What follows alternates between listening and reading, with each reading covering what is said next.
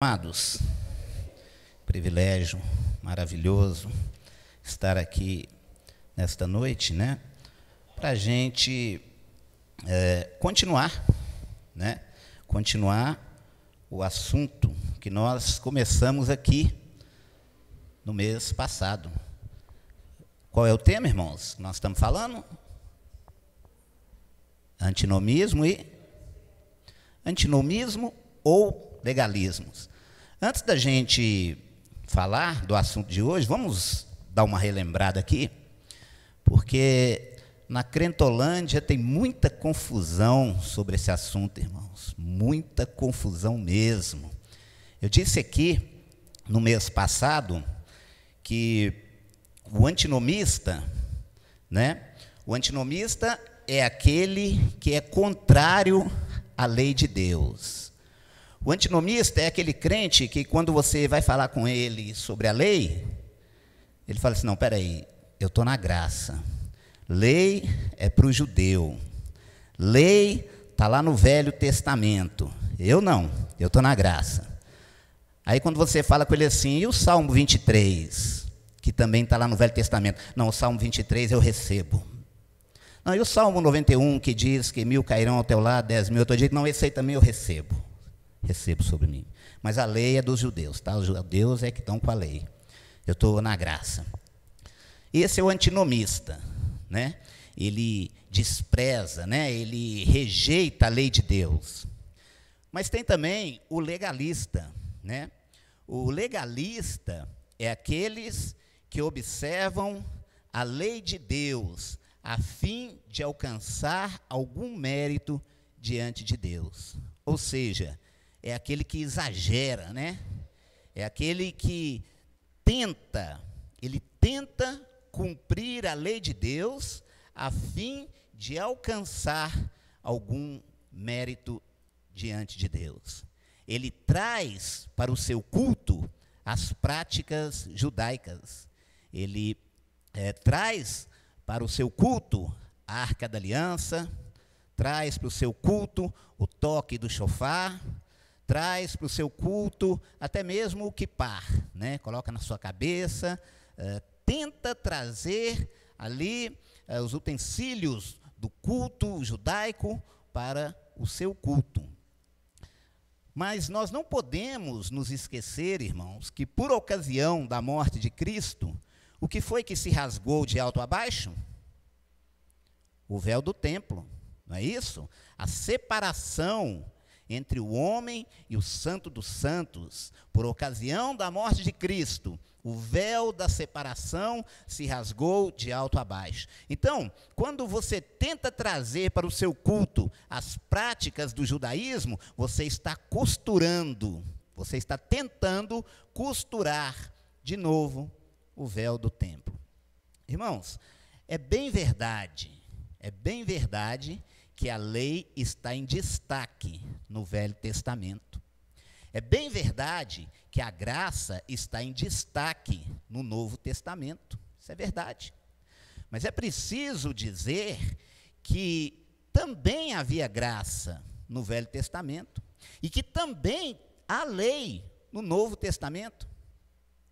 O que dizer, né?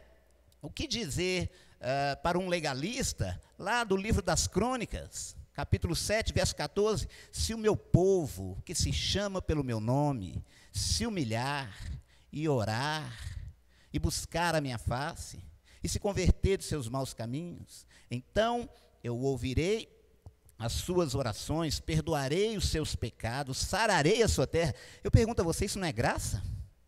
É graça, está lá no Velho Testamento. O que dizer a um legalista que diz que não tem graça no Velho Testamento, lá de Jeremias? E buscar-me-eis, e me achareis quando me buscardes de todo o coração. Será que isso não é graça? É graça pura, irmãos. Mas se isso não é suficiente, se isso não convence, então eu teria que mostrar para um legalista o que está escrito aqui em Gálatas, capítulo 3, verso 8, que diz assim: ora, tendo a Escritura previsto que Deus justificaria pela fé os gentios, pré-anunciou o Evangelho a Abraão: em ti serão abençoados todos os povos. Irmão, você sabe o que é pré-anunciar o Evangelho? É Deus anunciando o Evangelho antes que ele acontecesse. Pré-anunciou o Evangelho a Abraão. Sabe o que eu acho lindo nisso? É lá em Apocalipse, a palavra nos diz assim: Cordeiro que foi morto antes da fundação do mundo. Como pode isso? Como pode o Cordeiro ter sido morto antes da fundação do mundo? Sabe como é que isso é feito? De um jeito muito simples. Eu e você precisamos do relógio. Eu e você precisamos do calendário. Mas Deus não precisa de relógio.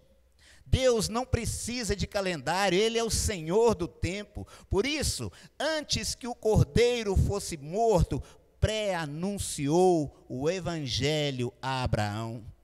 Já pensou? Antes que existisse igreja presbiteriana, Abraão já sabia do Evangelho. Antes que existisse Martinho Lutero, Abraão já tinha conhecimento do Evangelho. E sabe o que me chama a atenção? Abraão viveu antes da lei ainda, olha só. E como pode um legalista, né? Como pode um legalista dizer que não havia graça no Velho Testamento? Mas me surpreende também o antinomista, né? Me surpreende também o antinomista, que é aquele que é contrário à lei. Ele colocou na sua cabeça que a lei está lá no Velho Testamento, que não tem lei no Novo Testamento. Irmãos, na Velha Aliança, Moisés escreveu lá: não adulterarás. Mas para o sujeito ser apedrejado, ele tinha que ser pego em flagrante, né? Mas Jesus falou assim, olha, Jesus na Velha Aliança, no Novo Testamento, disse assim, olha, não precisa cometer o ato. Se você olhar com um olhar impuro, já cometeu adultério. Eu pergunto, isso não é lei? Então tem graça no Velho Testamento, mas tem lei também no Novo Testamento. É isso?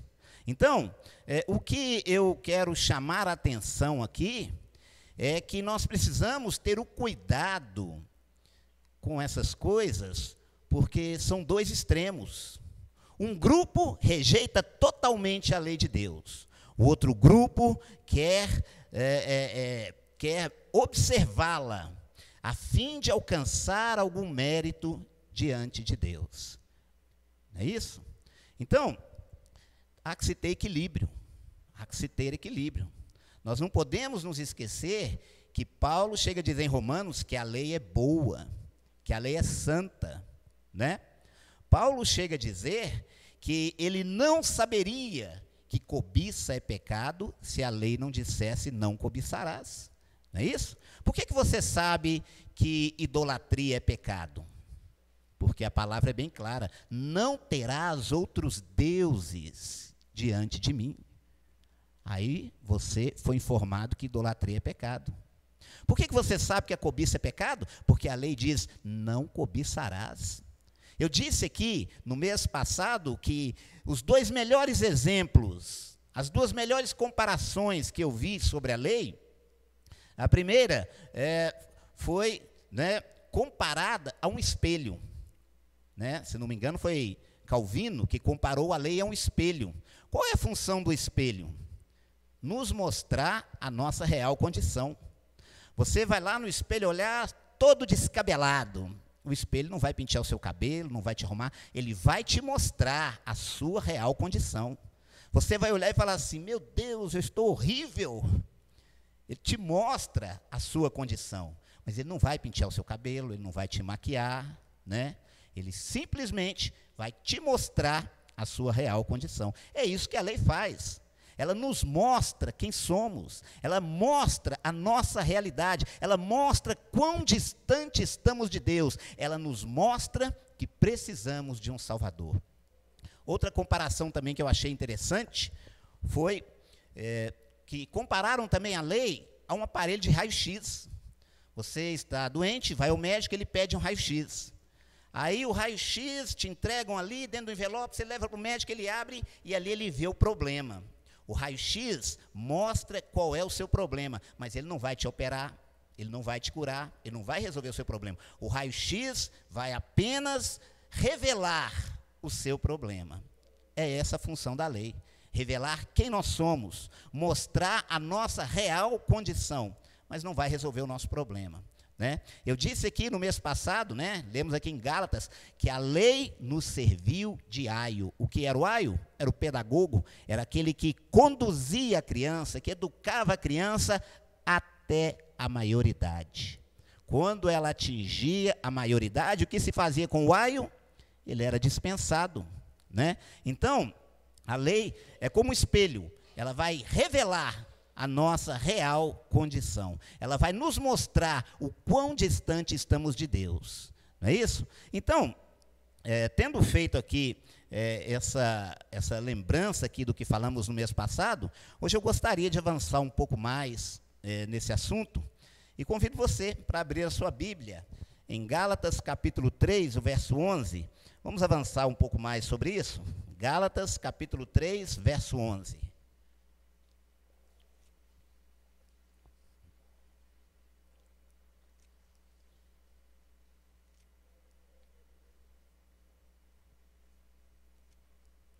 Todos acharam aí?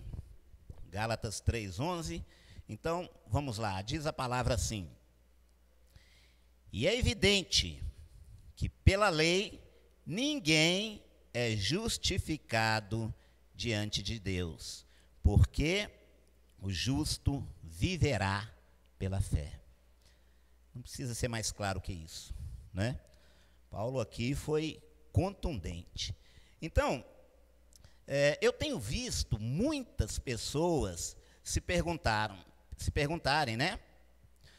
Então, por que se guarda alguns pontos da lei e não se guardam outros? É isso? É uma boa pergunta. Porque você vai observar, né, ao longo da lei de Moisés, você vai observar muitos artigos. E alguns estão em uso e outros estão em desuso. Mas por quê? Não é isso? Tem muitos artigos que são utilizados, outros não são. Quer um exemplo? Vamos falar aqui primeiro do primeiro mandamento, né? Não terás outros deuses diante de mim. Nós guardamos esse mandamento, não é isso? Você não está vendo aqui uma imagem, né? Você não está vendo aqui nenhum ídolo. Mas por que existem também tantos outros mandamentos da lei que não são guardados? Então, amados, hoje eu gostaria de compartilhar com vocês, deixa eu colocar o relógio aqui, porque senão a gente amanhece o dia aqui, irmãos. Né? Eu gostaria de compartilhar com vocês, hoje, irmãos, os 3 aspectos da lei. Né? Nós temos 3 aspectos da lei.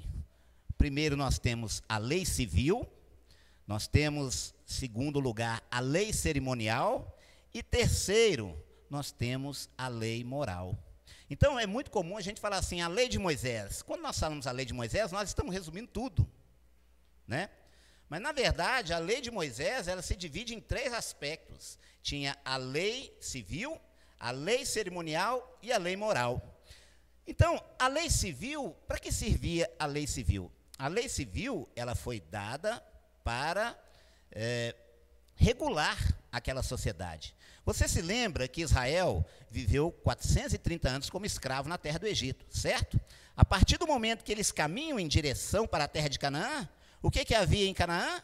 Os cananeus, que queimavam seus filhos em oferendas a Moloque, não é isso? Que adoravam uma infinidade de falsos deuses, que faziam coisas que entristeciam a Deus, e Deus não queria que o povo fosse contaminado por aquilo. Então Deus começou a criar ali para eles as leis civis. Né? Como é que eram as leis civis? Eram leis que deveriam ser obedecidas pela sociedade. Por exemplo, você vai ver, né, lá no livro de Levíticos, várias leis civis. Né? Havia, por exemplo, a lei da colheita, que quando se fosse colher, fazer a colheita, você deveria ir colhendo os frutos, mas aquilo que caísse pelo caminho era para você deixar. Você tinha que deixar por lá, você não podia sair catando, não. Sabe por quê? Porque a lei da colheita, aqueles alimentos que iam caindo, iam servir para os pobres, para as pessoas que não tinham condições, eles vinham atrás e pegavam. Iam servir também de alimento para os animais, né? A lei civil era tão interessante, irmãos, que ela cuidava até mesmo dos animais. Você vai ver lá em Levítico, né? Não atarás a boca do boi enquanto ele está ali moendo o trigo. Porque você sabe que o trigo era colocado ali, né, numa área, e tinha uma pedra muito grande, era amarrada no boi, e ele ia rodando ali, passando aquela pedra, é ali que ia separando o trigo, né, da semente, das folhas, e tinha gente que tinha a coragem de amarrar a boca do boi para ele não comer. Então, até para os animais, a lei civil regulava a sociedade, né? A lei civil dizia que se você tivesse um filho, e ele fosse muito desobediente, e não atendesse à correção dos seus pais, ele deveria ser levado numa praça e apedrejado. Você está entendendo? Essas leis eram leis para regular a sociedade. A lei dizia que se você tivesse um touro, e esse touro chifrasse uma pessoa, e se o dono daquele touro já sabia que o touro era bravo, então o touro e o dono deveriam ser mortos. Mas se aquilo foi um acidente, o dono não tinha conhecimento que o touro era bravo, então só o touro deveria ser morto, apedrejado. Você está entendendo o que é a lei civil? Era uma lei para regular a sociedade. Era uma lei para o Israel étnico, que estava começando ali a sua nação, que estava se organizando. Então, essa lei está em uso hoje, irmãos? Não, não está em uso. Nós não somos judeus, nós somos brasileiros. A lei civil que está em uso para nós é a legislação brasileira, né? Ninguém aqui tem um boi chifrando as pessoas por aí, né? Você não tem um boi lá moendo ali os cereais com uma pedra, e você não amarra mais a boca dele. Você está entendendo, irmãos, por que tem lei que não é cumprida nos dias de hoje? E por que tem lei que precisa ser cumprida? Então, as leis civis que você vê lá em Levítico, que você vê lá em Deuteronômio, elas serviram para regular a sociedade israelense, que estava saindo do Egito e ia começar ali, né, uma nova nação. Segundo, outra lei que existe e não é cumprida são as leis cerimoniais, né? As leis cerimoniais tratavam da liturgia, do culto, da adoração, não é? Você já viu lá várias vezes a palavra sendo bem clara: trarás um cordeiro sem mancha, e o sacerdote vai imolá-lo, o seu sangue será oferecido, e as vestes sacerdotais deverão ir até os pés, e a cortina do templo deverá ser azul, e a mesa deverá estar ali com os pães da preposição. Tudo liturgia do culto judaico. Está entendendo? Olha para você ver quantas leis já não estão em uso hoje. Você não vai nos ver aqui oferecendo um cordeiro, né? Você não vai nos ver aqui com vestes sacerdotais. Você não vai nos ver aqui com a mitra do sacerdote. Você não verá aqui, não é, toda ali aqueles utensílios do templo, porque nós não praticamos o culto judaico, não é? Foi lei estabelecida para um Israel que estava ali começando a ser formado como nação. É por isso que às vezes as pessoas dizem assim: mas por que se cumpre algumas leis, por que não se cumpre outras? Porque nós cumprimos aquilo que está em uso, né? Como eu disse aqui, por ocasião da morte de Cristo na cruz, o véu do templo se rasgou de alto a baixo. Por isso, nós oferecemos a Cristo aquilo que ele ensinou para a mulher samaritana. Um dia a mulher samaritana falou assim: nossos pais dizem que o local da adoração é nesse monte. Os judeus dizem que o local da adoração é lá no templo. E Jesus diz assim: mulher, crê-me, a hora vem e agora é em que os verdadeiros adoradores adorarão o Pai em espírito e em verdade. Então, por isso nós não trazemos para o culto as práticas, né, das liturgias judaicas. Foram leis para um Israel étnico, foram leis para um Israel que estavam sendo estabelecidas ali no início. Mas eu quero falar agora do último aspecto da lei, a lei moral, né? Eu falei aqui sobre a lei civil, né, para a organização de uma nação, sobre a lei cerimonial, que trata das liturgias do culto, da adoração, mas agora eu quero falar sobre a lei moral, né? Esta sim, ela está em vigor, né? Ela foi dada por Deus, imprimida no coração do homem. A lei civil já cumpriu o seu papel? Sim, a lei civil já cumpriu o seu papel. Israel tomou posse da terra prometida, né? Israel existe como nação. Então, essa lei já cumpriu o seu papel. A lei cerimonial também cumpriu o seu papel? Sim, a lei cerimonial cumpriu o seu papel, porque ela apontava para Cristo, né? Um cordeiro sem manchas, imolado, oferecido pelos pecados do povo, apontava para o próprio Cristo. Não é isso? Então, agora eu quero falar sobre, né, a lei moral de Deus. E o que é a lei moral de Deus? A lei moral de Deus, ela foi nos dada antes mesmo da lei de Moisés, né? É interessante, você, quando vê lá no Jardim do Éden, a palavra nos diz que Caim mata Abel. Quando Caim mata Abel, o que ele faz, irmãos? Ele foge, não é isso? Mas por que ele foge? Ele foge porque ele percebeu que tinha feito algo errado, não é isso? A palavra nos diz que quando ele mata Abel, ele vai fugir e viveu errante. Por quê? Porque a lei de Deus já estava escrito no coração do homem. Não matarás, né? Antes mesmo do 6º mandamento ser escrito por Moisés, né? A lei de Deus já estava no coração do homem. Você vai perceber que algumas leis já cumpriram o seu papel. Outro exemplo, lá no Jardim do Éden, Deus falou assim com Adão: não comerás da árvore do conhecimento do bem e do mal, certo? Essa lei está em vigor hoje? Não, nós não temos uma árvore do conhecimento do bem e do mal aqui, não é isso? Então, uma lei que cumpriu já o seu papel. Por isso, tem leis que já cumpriram o seu papel, como as leis civis, né? Como as leis cerimoniais. Mas a lei moral de Deus, ela é perene. A lei moral de Deus, ela continua em vigor. Ou será que nós podemos ter outros deuses para adorar? Ou será que nós podemos roubar? Ou será que nós podemos adulterar? Ou será que nós podemos matar? Ou será que estamos liberados para dizer falso testemunho? Ou será que não precisamos honrar pai e mãe?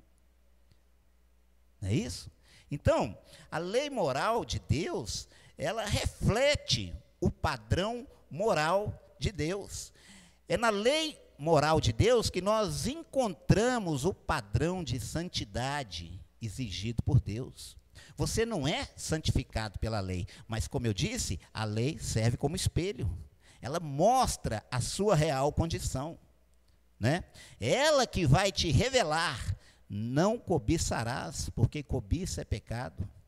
Como eu disse, Caim mata Abel e logo ele percebe que tinha feito algo errado.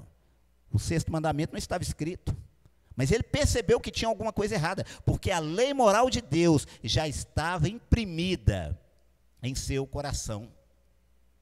Então, amados, quando você avança um sinal vermelho e recebe uma multa, o problema não está no sinal e nem na legislação. O problema está em você. Não é isso? A lei, ela define o que é pecado. Se você avançou o sinal vermelho ali, o sinal está com problema? Não. A legislação está com problema? Não. Você foi avisado que se avançar o sinal, você corre o risco de tomar uma multa. Então, é essa a função da lei. A lei define o que é pecado. A lei, né, ela está ali para nos mostrar qual é o padrão moral de Deus. Nós somos santificados pela ação do Espírito de Deus. Nós somos santificados pela presença do Espírito de Deus que trabalha em nós. Mas a lei, ela vai nos mostrar, né, o padrão moral que Deus exige de nós. Então, irmãos, eu quero chamar aqui a sua atenção nesse dia para que você entenda isso, para que isso fique bem claro para você. Por que alguns aspectos da lei estão em vigor, por que outros não estão? Porque são 3 aspectos. A lei civil, dada para um Israel étnico, que estava em formação ali numa nova terra. A lei cerimonial, que tratava da liturgia do culto, das práticas da adoração, mas que apontava para o Cordeiro de Deus que viria. Essas leis já cumpriram seu papel, né? Foram dadas por Deus, tiveram a sua importância, mas já cumpriram o seu papel. Porém, a lei moral, essa sim, essa reflete o caráter de Deus. Essa é como eu disse aqui, não terás outros deuses diante de mim. Está em pleno vigor, nós não adoramos ídolos, né? Nós não podemos ter outros deuses. Não cobiçarás, né? Não adulterarás, não dirás falso testemunho. Honra teu pai, tua mãe, enfim, os 10 mandamentos. Igreja de Cristo, preste atenção. É por isso que muitas pessoas se confundem. Como foram salvos os crentes que viveram antes da lei? Por exemplo, Abraão. No período em que Abraão viveu, não existia nem sequer a lei de Moisés. Não é isso? No período que Jacó, Isaac viveu, nem a lei de Moisés existia. Então, como essas pessoas foram salvas? Você viu aqui, no versículo que nós lemos? Preste bem atenção. E é evidente que pela lei, ninguém é justificado diante de Deus. Davi viveu no período da lei, mas não foi salvo pela lei. Paulo deixou bem claro aqui, ninguém é justificado pela lei. Então, como foram salvos as pessoas que viveram antes da lei e aqueles que viveram no período da lei? Foram salvos olhando para o Cristo que viria, olhando para frente, para a promessa. Como eu disse aqui, como eu li para vocês aqui, um evangelho pré-anunciado a Abraão. E nós, como somos salvos? Nós somos salvos olhando para trás, para o Cristo que já veio. Então, os crentes antes da lei e durante a lei foram salvos olhando para o Cristo que viria. E nós hoje somos salvos olhando para o Cristo que já veio. É maravilhoso isso. Mas eu quero, irmãos, terminar esta palavra aqui, mostrando a você algo interessante, né? Ainda em Gênesis, capítulo 15, verso 5. Abra sua Bíblia, Gênesis, capítulo 15, para a gente finalizar. Capítulo 15, verso 5. Gênesis 15, verso 5.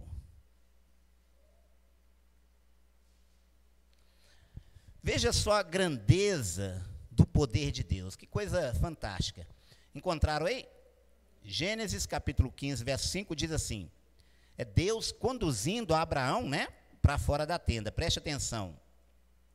Então, conduzindo até fora, disse: olha para os céus e conta as estrelas, se é que o podes. E lhe disse: será assim a tua posteridade.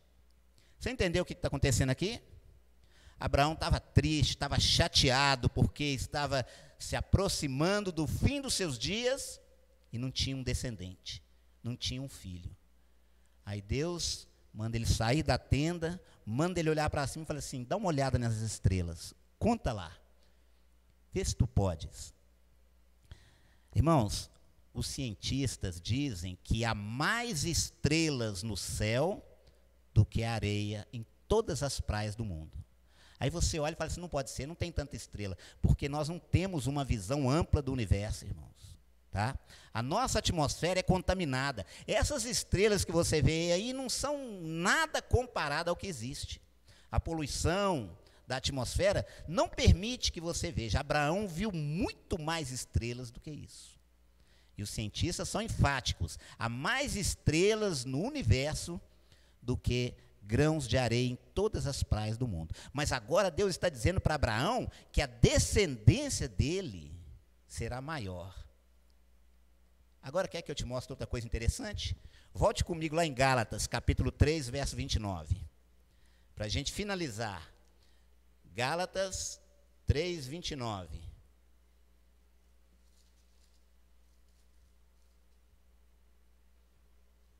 Acharam aí?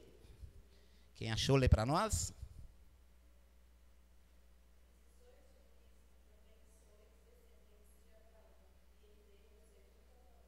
Olha aí que maravilha. E se sois de Cristo, também sois descendentes de Abraão e herdeiros segundo a promessa. Quando você conversa com um legalista, ele pensa que aquela promessa que Deus fez para Abraão, que Deus mostrou para ele aquele monte de estrelas, falou assim, assim será a tua descendência. Ele pensa que Deus estava falando do povo judeu. Ele acha que quando Abraão olhou aquele monte de estrela, pensou assim, nossa, mas será que a minha descendência, será que eu terei tantos filhos, será que eu terei tantos netos, será que eu terei tantos bisnetos? Deus não estava falando só do povo de Israel não, irmãos. Olha aqui, 3:29, né? A irmã Fernanda leu aí. E se sois de Cristo, quem é que é de Cristo? Olha só, e se sois de Cristo, também sois descendentes de Abraão e herdeiros segundo a promessa. Todas aquelas estrelas que Abraão viu ali, não era somente o povo judeu não, era eu também, era você também. Nós somos de Cristo e, portanto, descendência de Abraão. Nós também somos descendência de Abraão. Eu gosto de ver os artigos do pastor Heber Campos.